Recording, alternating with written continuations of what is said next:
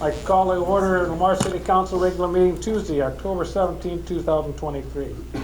I pledge allegiance to the flag of the United States of America and to the republic for which it stands, one nation, under God, indivisible, with liberty and justice for all. Thank you. Can I get a roll call, please? Goodchild. Yes. Donlin. Here. Wick. Yes. Sturgeon. Yes. Bruns. Yep. Motion to approve the agenda. Second. I have a motion and a second. All those in favor say aye. Aye. Those opposed, the same. Motion carried. General discussion. We have a moment here that any citizens may approach the podium and comment on anything. Remember, we cannot act on anything that is commented on, but we will listen to you and appreciate your comments. Is there anyone in the audience today? Seeing none, I will move on to Thumbs Up Award. I'll go right today. Mike. With or without voice? As much as you would like. You can text me too if you want it. Pass. I give up. That's a lot of work. Clark? I'm changing it to a hats off. Once in a while, I'll change it to a hats off. I want to take hats off in memory of Mike Engler. Long time businessman, good neighbor, friend of mine, acquaintance, very nice man, and he passed away, and so hats off to Mike. Thank you. I'm going to go with all of our farmers and that are currently working hard to get back in the fields. Just remind all our drivers of the safety issues that are going around, a lot of movement, a lot of slow moving movements, but thumbs up to all our farmers and working to get our crops out for the week. Mark? Pass. Thank you very much. All right, we'll move on to consent items. All items listed on the consent agenda will be enacted by one motion. There will be no separate discussion on those items unless a request is made prior to the time the council votes on the motion. Today we have 5. Approval of October 3rd, 2023 regular meeting minutes. You try it. List of bills for period ending 10/13/23. Monthly financial statement for September 2023. 2 temporary premise transfers of a liquor license to the KCs. Request to close streets, the Christmas in hometown Lamar's. Are there anything want pulled or any questions? Yeah, I was just speaking with Joe. I'm not 100% sure that the trophies for the K-9 child expenses, they're listed under flood and disaster. I was just checking. I don't know the ins and outs of that. That's okay? They shouldn't have been under flood and disaster. Oh. It should be under our K-9 account. So they will get adjusted? They will get adjusted. Thank you. With that, I'm good. My second is good. We aren't worried about the Christmas in hometown Lamar street closings interfering with any detours or construction. Let's hope That's not what I wanted to hear. Thank you. No, they're going pretty quick over there. Okay. Plus the dates are out there quite a ways, so should be all right. Yeah, we're talking. I know that, I know. Okay. Do I have a motion to accept consent items? So moved. I have a motion. Do I have a second? Yes. I have a motion and a second to approve consent items 1 through 5. All those in favor say aye. Aye. Those opposed, the same. Motion carried.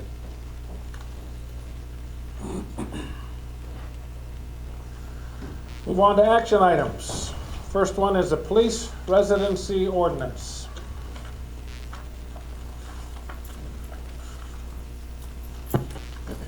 Police chief and assistant police chief are proposing a change to the city's residency requirement for police officers.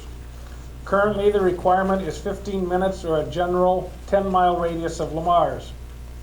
The ability to attract qualified officers is difficult and the market is very competitive.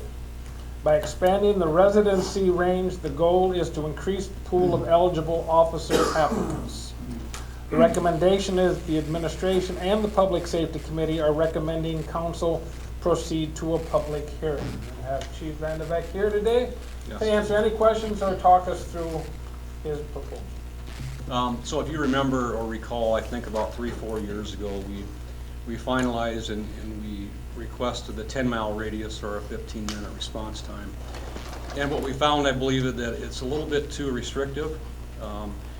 Agencies around us have expanded their residency requirements. I'll use an example as both Woodbury and Sioux City have expanded into the Lamar's area or the city of Lamar's. And I really think that we're kind of holding ourselves back by limiting it to 10 miles. My hope is that every individual or officer comes and lives in Lamar's, and I think that would be the ultimate objective. But to get them to initially apply as a recruitment side, I think we really need to open it up to 35 miles.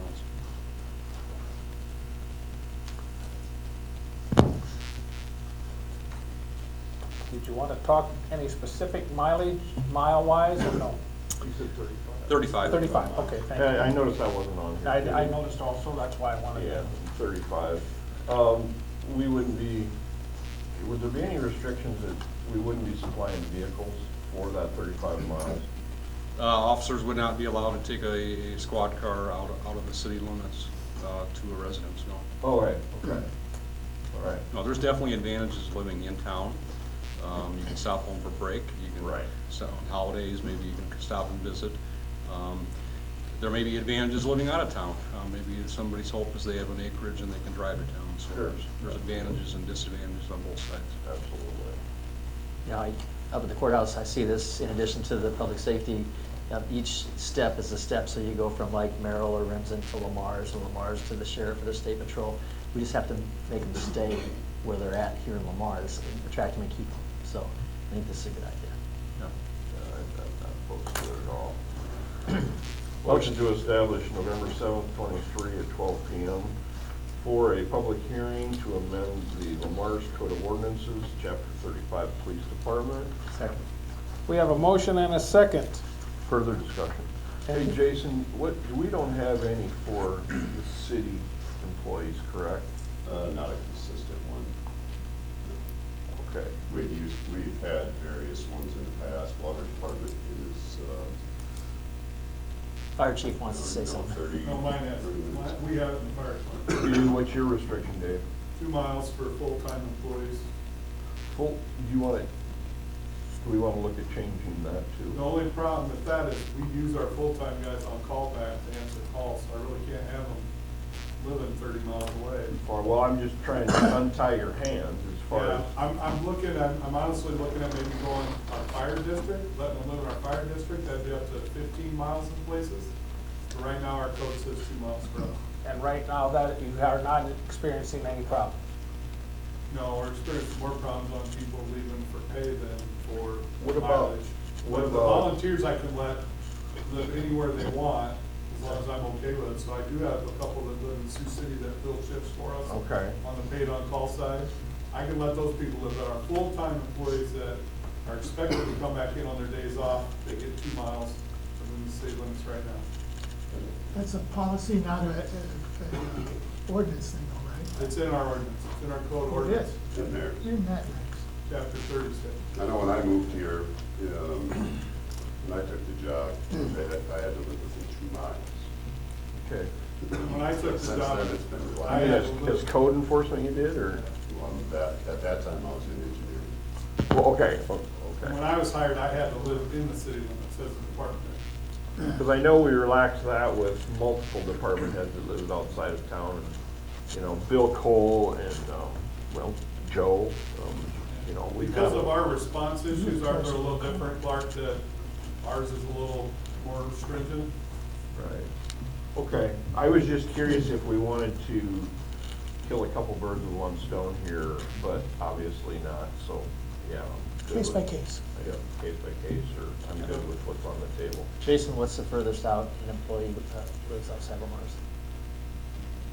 Currently, I don't know, but a couple, up until about a month ago, it was Jacob. Jacob would have been.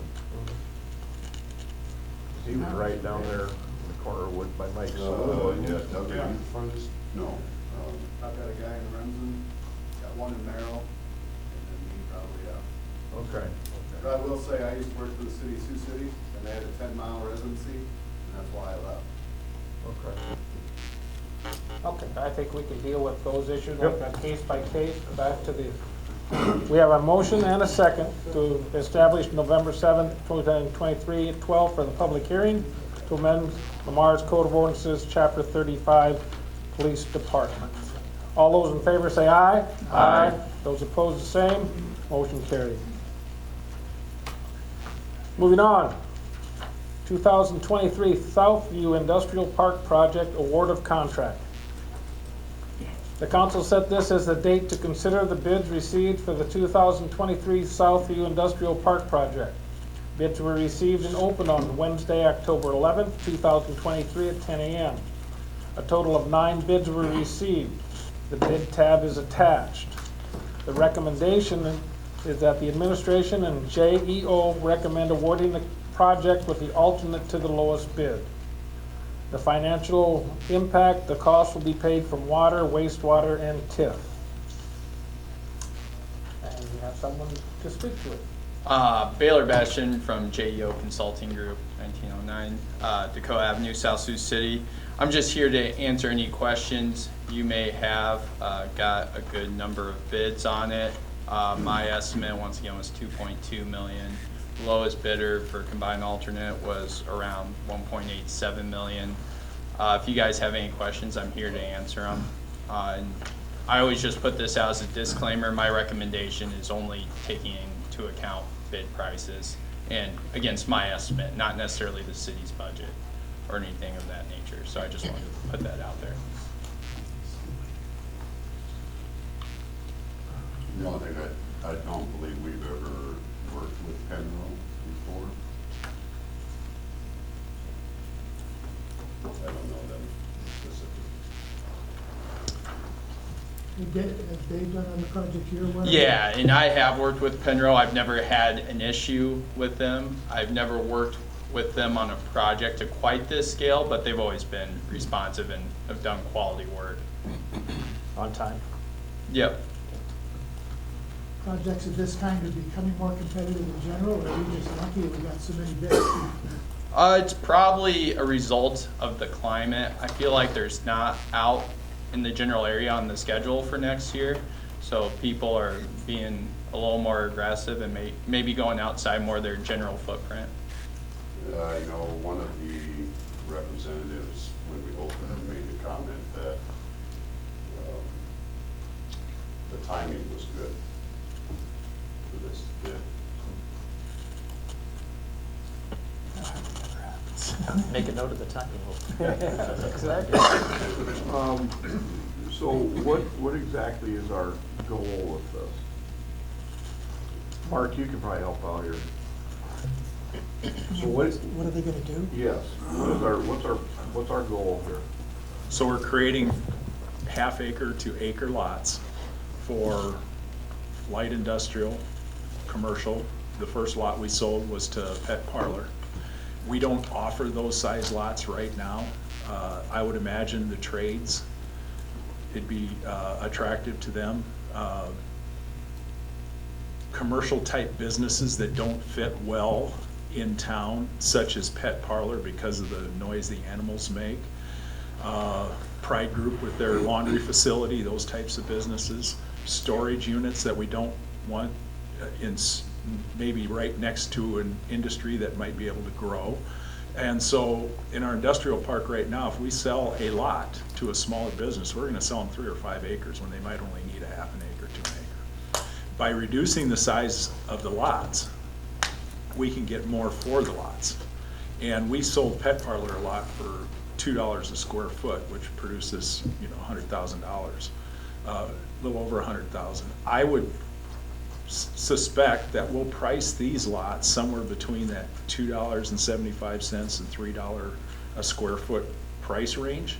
And with residential real estate, you're above that per square foot.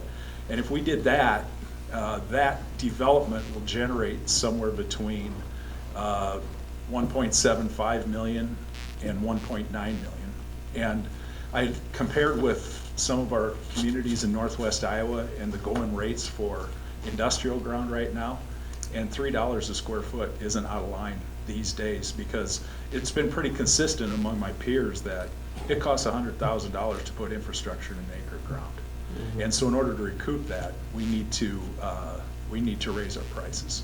So that's the logic, is to have the availability of those size lots so they use more of the lot when they put in their business.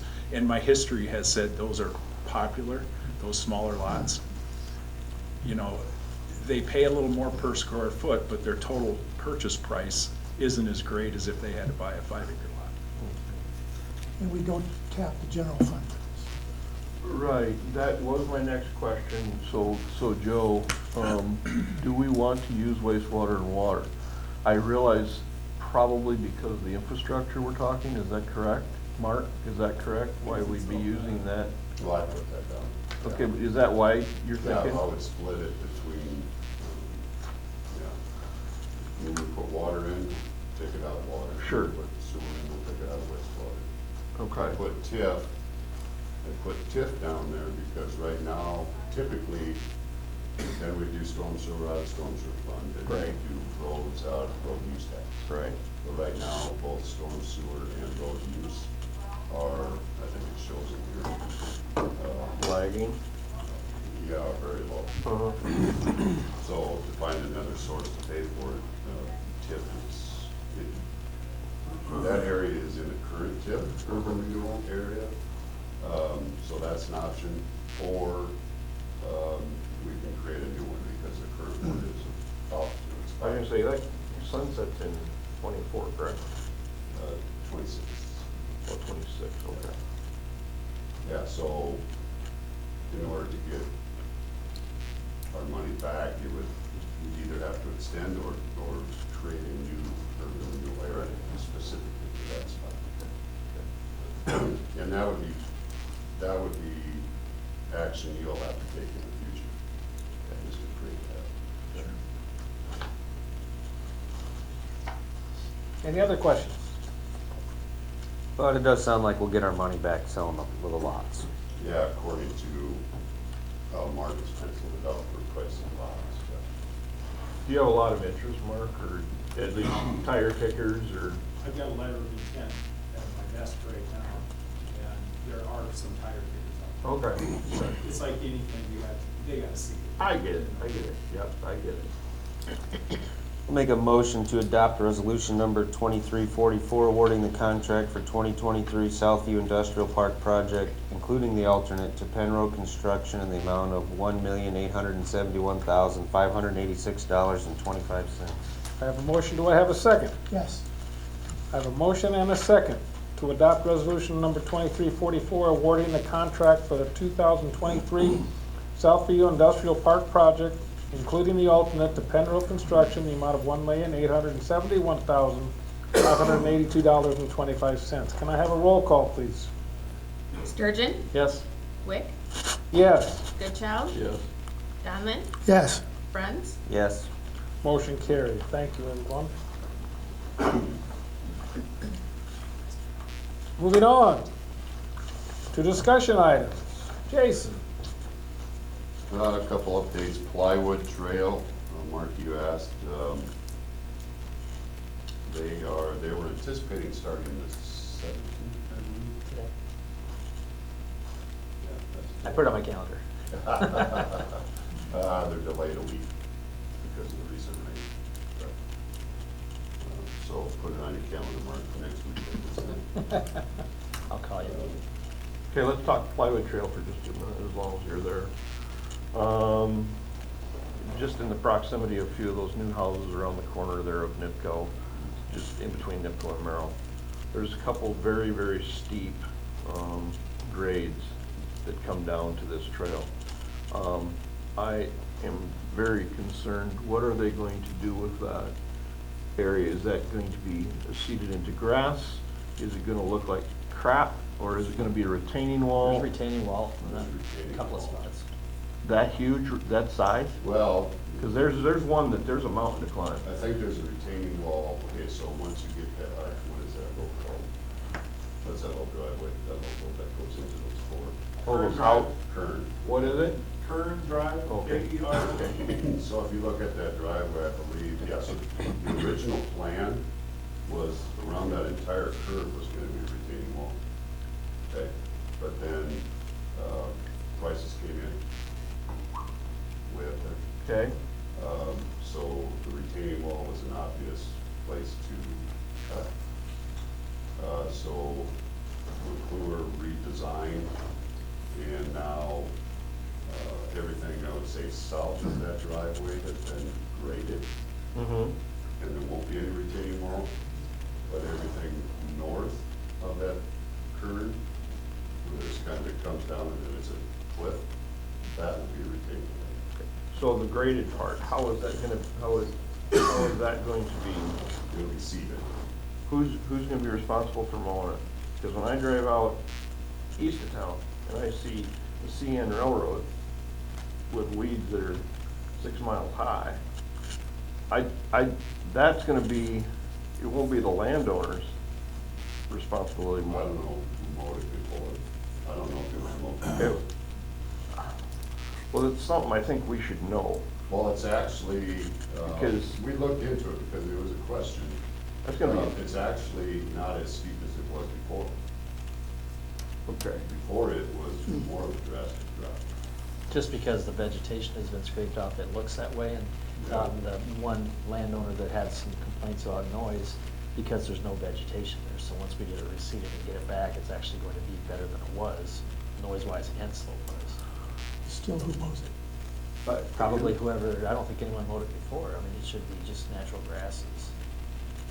I don't know. I can't answer that either. I can't I don't answer. think the DOT does. We won't, as we maintain the trail, we're only gonna maintain, just like we do ours in town. I mean, we only mow 2-3 feet outside the trail. Okay. Well, Something.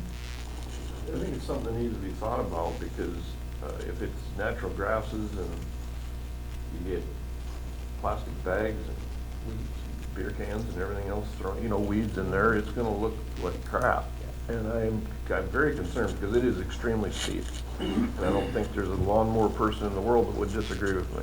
I agree Extremely with you, I steep. wouldn't want to mow it. I don't think plastic bags out there would be an